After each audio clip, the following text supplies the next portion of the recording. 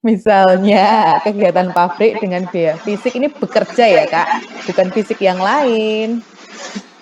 Kemudian, yang kedua, jika naik turunnya kegiatan diikuti secara langsung dengan naik turunnya biaya, maka biaya tersebut adalah biaya variabel.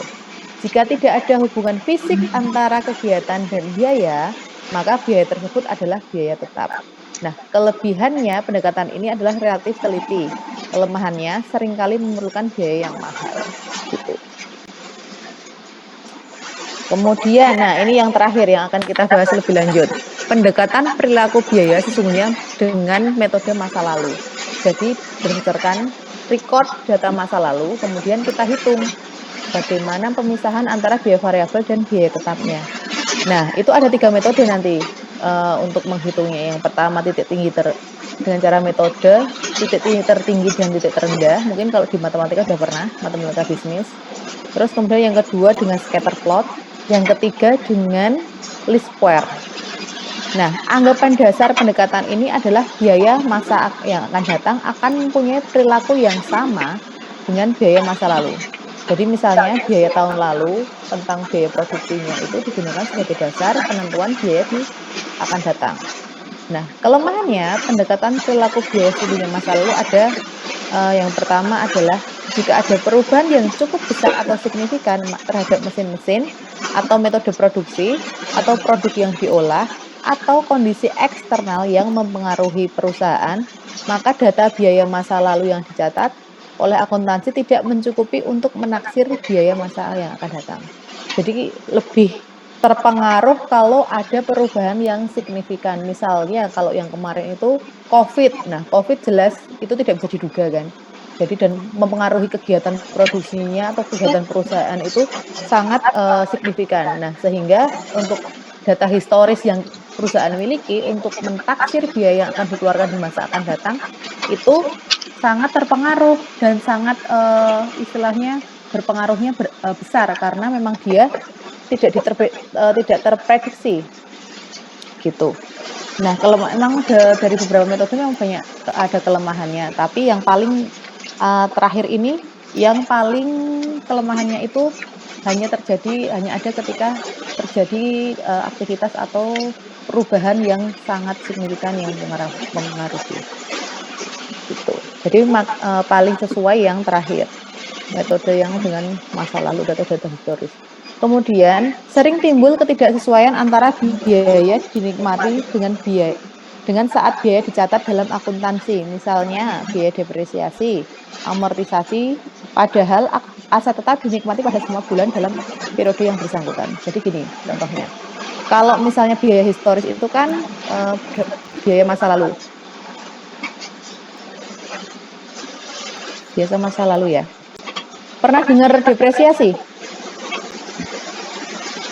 Pernah Ibu.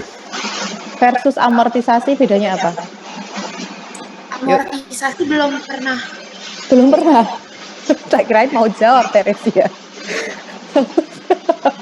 Oke, kalau depresiasi untuk aset apa? Penyusutan kan? Aset tetap. Kalau amortisasi? Yang tidak tetap, Bu. Tidak berwujud. Nah, benar Anugrah, tidak berwujud. Tambah 10.000. Google ya dia. Laris ya jualannya, Kak. Oke, itu. Nah, itu biasanya dihitung kan ketika akhir periode ya. Kalau amortisasi, depresiasi di jurnal penyesuaian. Sedangkan itu asetnya itu kan dinikmati sepanjang tahun, digunakan sepanjang tahun, tapi kok ngitungnya cuma per tahun. Nah, maksudnya itu.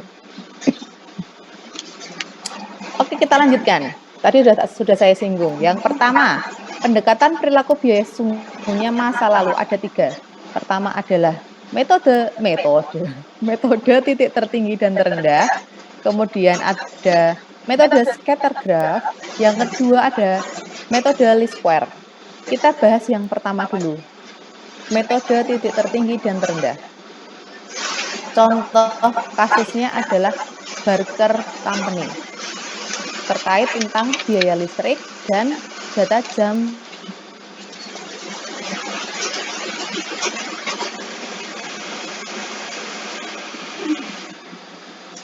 kasih simbol X. Nah, pada Januari, perusahaan Barker, dia membayar biaya listrik sebesar $640. Kemudian membayar jam tenaga kerja langsung adalah 34.000 jam. Ini satuannya jam. Kemudian di bulan Februari dia $620 dan jam tenaga langsung yang dibutuhkan untuk berproduksi itu 30.000 jam. Nah, ini sampai bawah ya. Totalnya dia dalam sebulan memerlukan biaya listrik sebesar $6.840. Kemudian jam tenaga kerja langsungnya memerlukan 420.000 jam. Rata-rata per bulannya dia membayar biaya listrik selama setahun ya, berarti ini adalah 570. Kemudian memerlukan biaya tenaga kerja rata-rata per bulannya adalah 35.000. Nah, kalau dengan metode tertinggi dan terendah, gimana cara menghitungnya? Memisahkan biaya variabel dan biaya tetapnya. Langkah-langkahnya, yang pertama, menentukan biaya variabel satuan, atau kita kasih simbol nanti B. Terus yang kedua, menentukan besarnya total biaya tetap, atau kita kasih simbol A. Dan yang ketiga, menentukan besarnya anggaran fleksibel. Jadi ini anggaran fleksibel itu nanti udah ketemu kalau persatuan lagi. Persamaan apa dek? Y, A plus BX ya, yang wajar ya. A itu menyimbolkan tetap, B ini variabel. Gitu ya. Nanti kita harus menghitung ketemunya berapa nih, A-nya berapa, B-nya berapa. Kita harus hitung. Lanjut ke langkah yang pertama. Menentukan biaya variabel satuan biaya variabel satuan atau dengan simbol B. Kita lihat dulu di sini.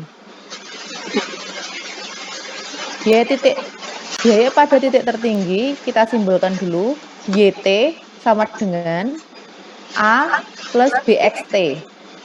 YT itu adalah variabel titik tertinggi untuk Y sama dengan A ditambah BXT, T juga tinggi. Kemudian untuk biaya titik terendah itu juga sama, Y rendah sama dengan A plus BXR. Nah, kemudian kita eliminasi. Gimana cara eliminasinya? Kalau udah ada dua persamaan, ada variabel atau ada huruf yang sama? Teresia? Dikurangi. Yes, benar dikurangi. 10.000 Teresia. Lumayan ya, dikurangi. Berarti ini dikurangi terus hilang ya. Padahal jawabannya udah di bawah nih. Jadi sama dengan YT min YR sama dengan BXT min BXR. Paham sampai sini? Kok bisa seperti itu? Paham ya? Dari sini nih. YT min YR sama dengan BXT min BXR. Jadi jangan sampai ketuker ya besok kalau menghitung. Yang di atas adalah titik tertingginya, yang di bawah adalah titik terendahnya. Sesuai. Nah, tinggi berarti di atas, rendah diletakkan di bawah. Nih, tinggi diletakkan di atas, rendah diletakkan di bawah. Jadi kita ambil di sini dari YT ya. YT kita cari dalam 1 tahun itu angka yang paling tinggi di bayar listriknya itu di bulan berapa? Di bulan apa? Dari tahun ini. Desember. Yes, Desember, Ibu. Desember 680 kita pindahkan. Ada $680 dikurangi yang paling rendah di bulan apa? Mei, Juli. Mei, Juli, Agustus. Nah, kita ambil salah satu aja. Berarti pindahkan di sini 500. Sama dengan BXT, jam tenaga kerja langsung yang tertinggi dibayarkan berapa itu? Di bulan apa? Desember. Yes, Desember. Ini mungkin karena mau tahun baru lembur ya. Jadi listriknya bayar mahal, terus jam tenaga kerjanya suruh lembur tuh. 48.000. Karena ini udah jadi tabel jadinya nggak ada bonusnya. Oh sorry, ini B-nya hilang. XT-nya kan 48.000 dikurangi B paling rendah berapa? 26.000. Yes, 26.000. Oh bener kan ini? Ini berapa nih hasilnya? $180 sama dengan Berapa? 48 kurangi 26. Udah ada jawabannya ya di sini. D 22.000. Kemudian ada B-nya berapa? Tinggal 22.000. Oh sorry, kebalik 180 dibagi 22.000. Elek banget tulisan Dek. Kamu tahu elek nggak? Bentar.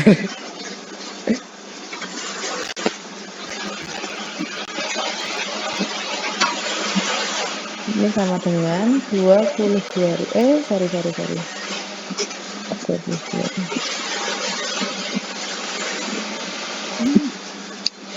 Maklum ya ibu-ibu ya bun.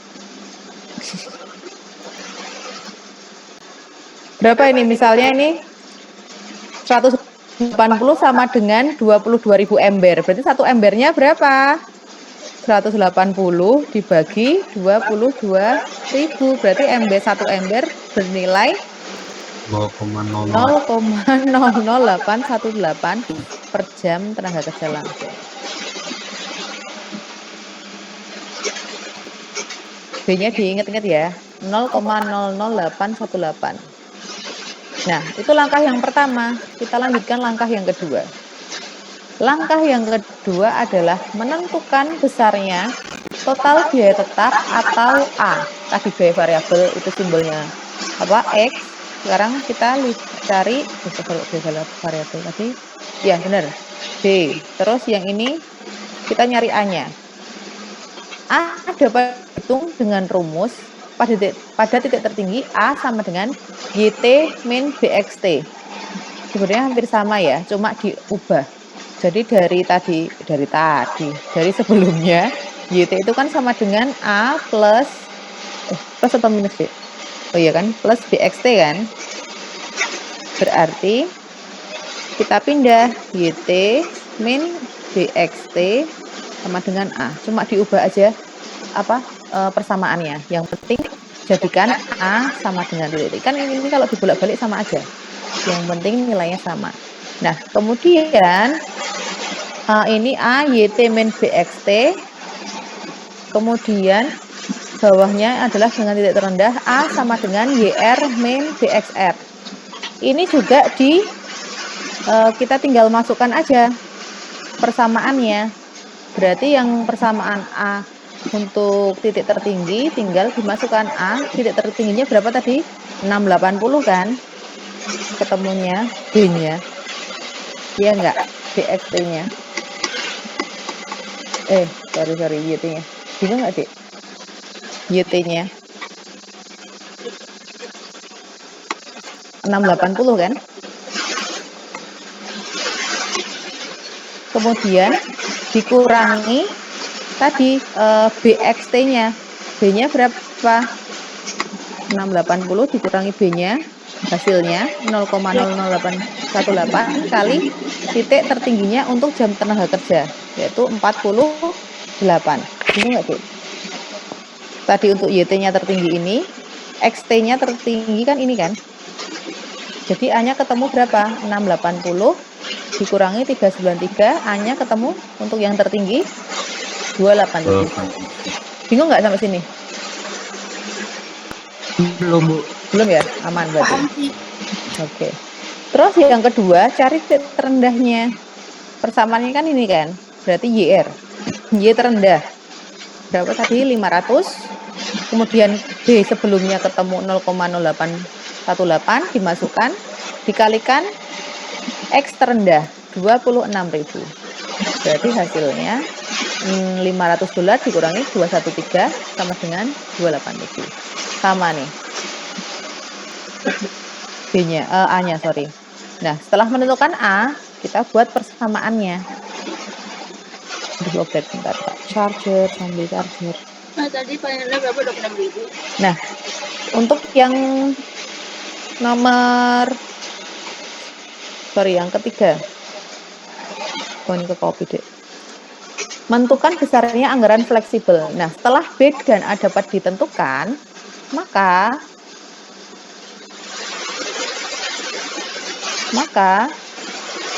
besarnya persamaan atau rumus biaya dengan anggaran fleksibel adalah kan YA plus BX ya. Berarti tadi Y 287 diambil dari A, hasil perhitungan A, ini A-nya kan sama, titik tertinggi dan rendah. Kemudian B-nya diambil dari yang variabel, kemudian dikalikan X gitu. Jadi kalau untuk menghitung total biaya besarnya anggaran fleksibel, itu tinggal dimasukkan saja di sini. Y sama dengan 0,108X plus kali X. Berarti itu ketemu biaya totalnya nanti. Jadi ini nanti bisa diisi jumlah produk yang akan dihasilkan. Itu ya, biaya totalnya segini, biaya variabelnya dikalikan 0,018. Sampai di sini paham? Paham ya?